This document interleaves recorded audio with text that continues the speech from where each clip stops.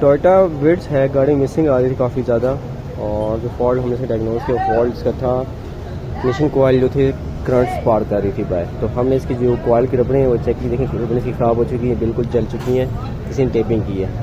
अब इसमें हम नई कोयल की रबड़ फिट करेंगे। ठीक है, स्पार्क प्लग हमने साफ़ कर लिया, इसके प्लग के अंदर ऑयल आया हुआ था ऊपर से, उसके लिए हमने इसका जो चैन था वो टेपर कोड का वो चेंज कर दिया ताकि दोबारा ऑयल ना आए। फिर यहाँ पर जो ऑयल आता है वो टेपर कोड की चैन से आता है। अभी हम ये रबड़ें की चेंज करते हैं और नई रबड़ें फिट करते हैं, इंशाल्लाह मिसिंग नहीं करेंगे। अगर आपकी यहाँ से स्पार्किंग जा रही है, यहाँ से स्पार्किंग जा रही है, तो आप रबड़ चेंज करें, इंशाल्लाह मसला हल हो जाएगा। फिर भी नहीं हो रही, फिर आप चेक करें कोयल ख़राब तो कोयल चेंज करें।